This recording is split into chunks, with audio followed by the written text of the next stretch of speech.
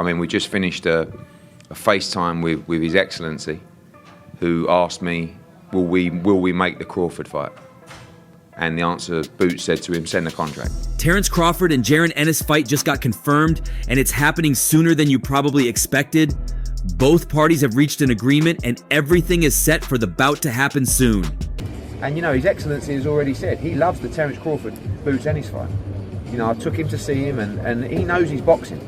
Despite the initial disagreement between the two fighters, especially with Terence Crawford's unwillingness to get in the ring against smaller fighters, the fight between Terence Crawford and Jaron Ennis has now been confirmed, with the date and location in place as well. Like I always say, I don't care. I just want to fight the top guys, the best guys. They're going to bring the best out of me. And Jaron Ennis forced a stoppage against David Avanesyan in Philadelphia this weekend and was quick to call out former undisputed champion Terence Crawford in the aftermath. The answer, Boots said to him, send the contract. So Terence Crawford, if he gets past Madrimov on August 3rd, will have the chance. Ennis made the first defense of his International Boxing Federation World Welterweight title in good fashion, breaking down Avanesyan and dropping him in the fifth with a quick counter. The challenger, who landed plenty of his own, wouldn't make the next round, his team informing the referee to call it To see if Boots is a world-class fighter. The stoppage came one round quicker than Crawford's effort against Avanesyan back in 2022, which will of course be used as a bargaining chip to try and make the fight Boots has been clear he wants. Before the sixth round started, the referee stopped the fight on the advice of the ringside physician.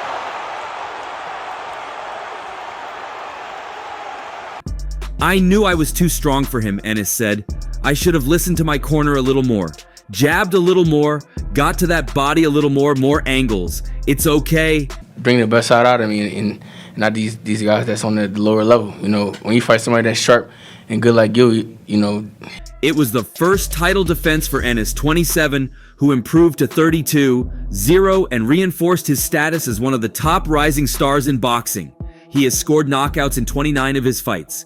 Ennis, a native of Philadelphia, was fighting in front of a hometown crowd of about 14,000 after a year-long layoff.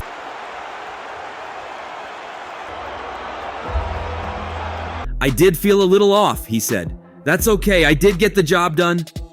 Fighting and winning in his hometown felt phenomenal, he said.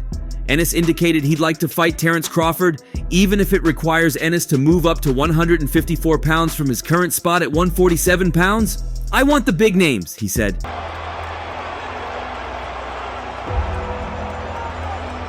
Bud was apparently tuned in and took to social media post-fight to highlight what he sees as a changing of the narrative around Ava. He was criticized for the defense, whereas he now feels Boots has been credited, albeit by his promoter Eddie Hearn, with beating a world-class opponent. World-class fighter now, huh? My double standards are crazy. Eddie Hearn, you talk good. Responding to a fan who pointed out the quicker finish, Crawford simply replied, "Alol."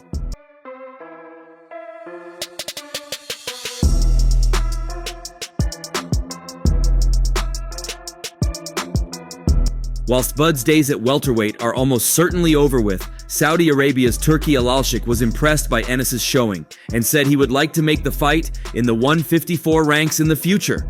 Hearn, who would have enjoyed the impressive hometown turnout for his newly signed man, calls it the best fight in boxing. Crawford returns to the ring on August 3rd to challenge World Boxing Association super welterweight champion Israil Madrimov. His fight against Israil Madrimov marks his debut at 154 pounds in his quest to become a four-weight world champion. I mean, we just finished a FaceTime with His Excellency, who asked me, will we make the Crawford fight? It appears Saudi Arabian boxing power broker Turki Alalshik believes Jaron Ennis has some boots to fill in the sport of boxing. Alalshik proposed via social media a fight between Ennis and pound-for-pound great Terence Crawford at junior middleweight soon. Clearly, Ennis, 27, of Philadelphia, stopped David Avanesyan, 35, of Nottinghamshire, United Kingdom, in 5 rounds on Saturday in his Philadelphia homecoming.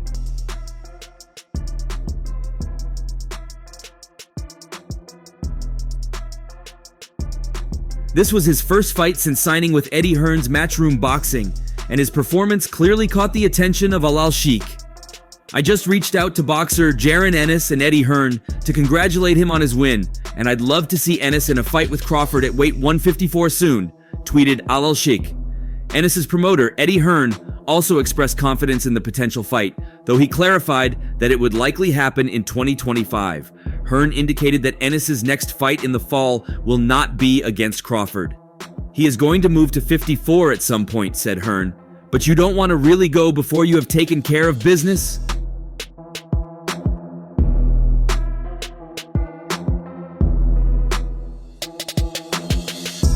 Hearn described a conversation with Al-Sheikh about the potential fight between Ennis and Crawford. Ennis, sitting next to Hearn, voiced his opinion with a quick retort, "Send the contract!" He detailed his conversation with Al-Sheikh. "I said to His Excellency, maybe if you want we will go co-main event on Dmitry Bivol, Artur Beterbiev in October out there, Saudi Arabia, or we could come back here." And His Excellency has already said he loves the Terence Crawford bouts Ennis fight. I took him to see him, and he knows he's boxing. There are further subplots to consider. Mike Coppinger of ESPN reported that Saul Canelo Alvarez might target a stay busy type fight in Los Angeles in the fall and move towards a Crawford mega fight in 2025.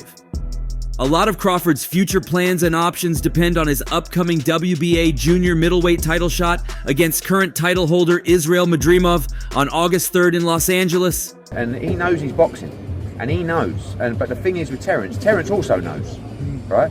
Regardless, Ennis lingers in the background with the biggest fight backers in the world, the Saudis, showing an interest in making that potential fight happen. And while the fight is already agreed, they must still deal with a few obstacles that might make the fight happen later, rather than sooner. Terence Crawford is 34 years old, and his days in the ring are really numbered. Therefore, if the fight isn't made soon, it'll lose its significance, and many fans would lose interest. Terence thinks he can beat anyone, and he's a pound for pound great. He's a legend of the sport. A major obstacle to the fight is Eddie Hearn's desire to see Boots Ennis become undisputed at the 147-pound division, which automatically means his next 3 to 4 fights would be world title fights at the current 147-pound division, pushing his fight with Crawford further. Promoter Eddie Hearn believes that his fighter Jaron Boots Ennis must look to unify titles in the welterweight division before moving up to junior middleweight to face Terence Crawford. No one's going to want to fight Boots Ennis, but you've got people now who are champions at 47 that will look now at Boots as their payday. Ennis retained his IBF welterweight championship with the victory and is now eyeing a potential unification later this year. Crawford is the only other title holder in the division, but given his upcoming move to 154 pounds to face Israel Madrimov in August, the belts are likely to become vacant.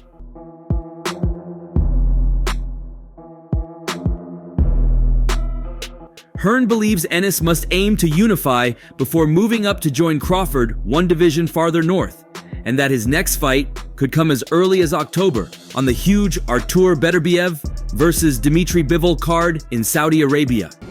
Right? Barrios, Stanionis. What other fights are they going to be? They need to be looking for the Boots fight. The number one priority is to unify the division, said Hearn. He's going to go to 154 at some point, but you don't really want to go until you take care of business. His Excellency, Turki Al-Sheikh, asked me, "Do you think Boots would fight Crawford?" I said, "Yeah, but that's for next year. We are going to fight in October or November." I said to His Excellency, "Maybe if you want, we will go co-main event on Beterbiev versus Bivol in October, or we could come back here. Crawford versus Boots at the ballpark, f*** me. That has got me really excited." The encounter between Ennis and Avanesian attracted an official crowd of 14,199, the largest for a fight in Philadelphia since 14,930 saw Marvin Hagler outpoint Benny Briscoe in 1978. They need to be looking for the Boots fight for me to pay up, or a site fee to pay up, or wherever to pay up. Fans were reportedly still lining up at the box office for tickets while the two fighters walked to the ring. The event surpassed even promoter Hearn's expectations, and he believes that the experience in a packed arena will be good preparation for a fight against the big names in the sport. A trainer is only as good as his fighter, but a promoter is only as good as his fighter, Hearn said. So that's for next year, but we're going to fight again in October, November. And I said to His Excellency, maybe if you want. The reality is, you need quality fighters, you need a big TV deal, and you need great fighters. What we saw tonight, I'd love to take all the credit, and bouts, Ennis would, but no one anticipated that. Honestly, they were queuing on his ring walk out there tonight. It was unbelievable. We've done homecomings and it isn't easy. I know he thought his timing was off, but it's hard. In a fight, you've got to be really zoned in. That was a really good experience for him tonight because next time he's in front of a crowd like that, it will be a much bigger test. Another big obstacle is Terence Crawford wanting to fight the biggest fights, career-defining fights against the likes of Canelo Alvarez. We'll go co-main event on Bivol Beterbiev in October out there, you know? Earlier, when asked by Fight Hype about the prospect of a future showdown with Bouts, Crawford was full of praise for the 26-year-old and assured him his time will come. I always said that Bouts is a great talent, and I've always told everybody that I support him. I've been supporting him since he was in the amateurs and he was fighting Gary Russell. Because they always said he remind them so much of me, but seeing him, you know, I kind of see myself in him, and yes, he deserved a title shot. He deserved it all. I always supported him because they said he reminded them so much of me. But seeing him, I see myself in him. And yes, he deserves a title shot and he deserves it all. His time will come, but right now, business is business. And when Terence Crawford and Errol Spence Jr. fought, Terence Crawford made history, becoming the first unified welterweight champion in the history of the 4 major belt era with a 9th-round technical knockout win over Errol Spence Jr. last year.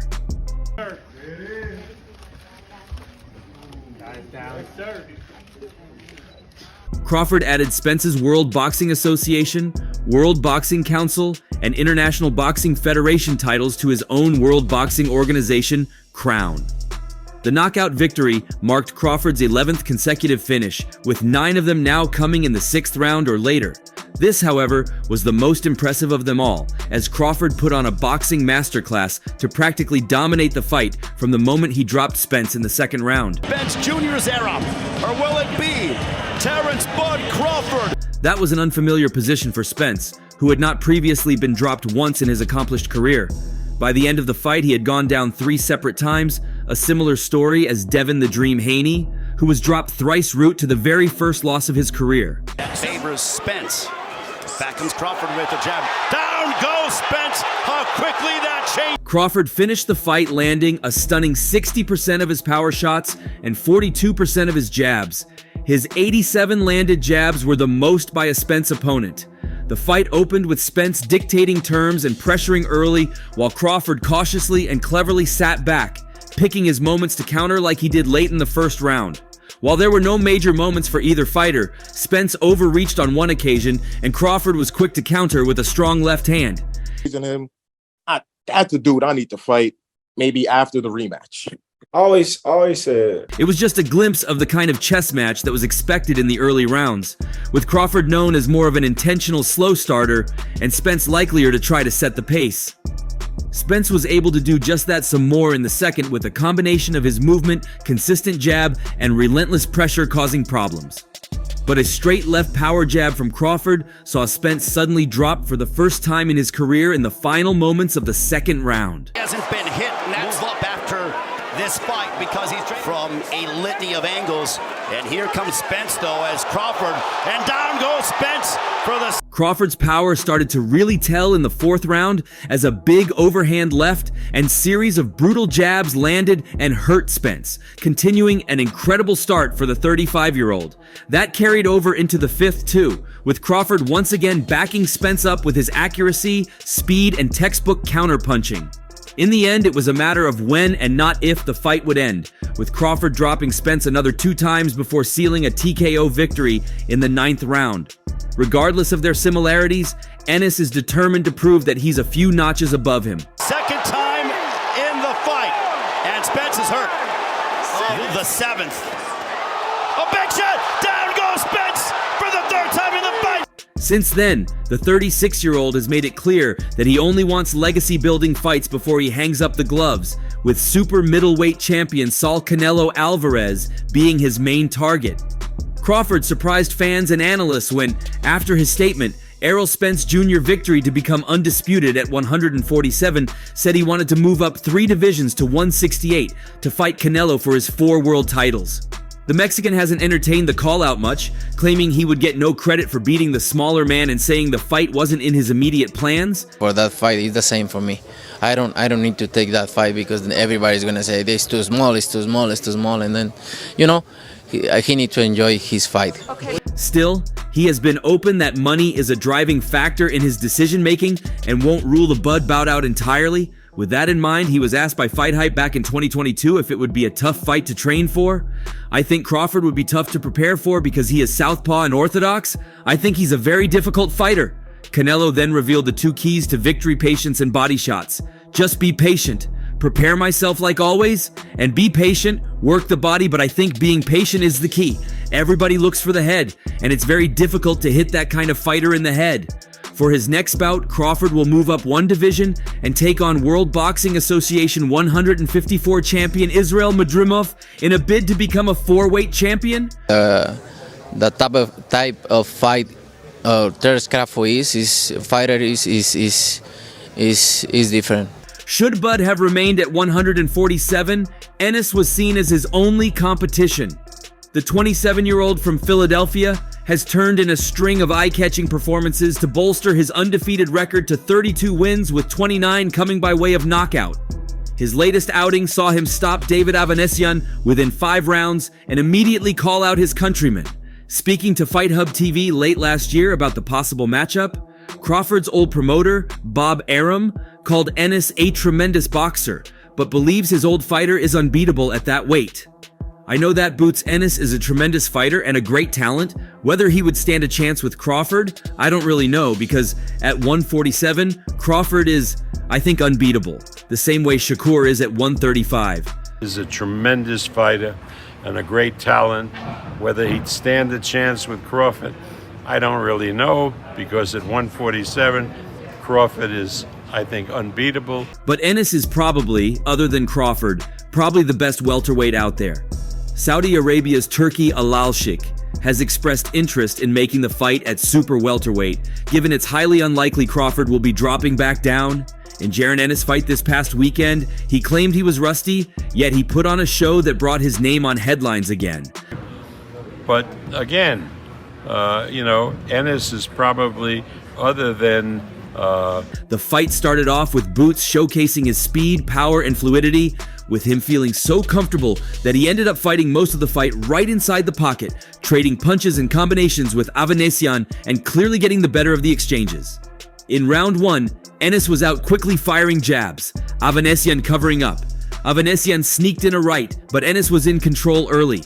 With time, Ennis began working the body too and slipping punches. Soon, Avanesian was caught with a low blow, a right uppercut, and he was on the ground and in agony. He had 5 minutes to recover, and the crowd was growing restless. Once it was time, the fight was on again, and Ennis was still on the attack. Possible opponent. Shakur is a prodigy. I mean, I think, he's an unbelievable fighter. Ennis kept unloading, but Avanesian began fighting back in the second round. Also, Avanesian was now stalking and finding his mark with a variety of punches and impressive exchanges. Entering the third round, Boots Ennis showed superior power and volume, but it was clear Avanesian wasn't going down without a fight. Ennis kept picking up the pace even more and fighting off the ropes as well. He seemed content with unloading uppercuts and taking some punches along the way.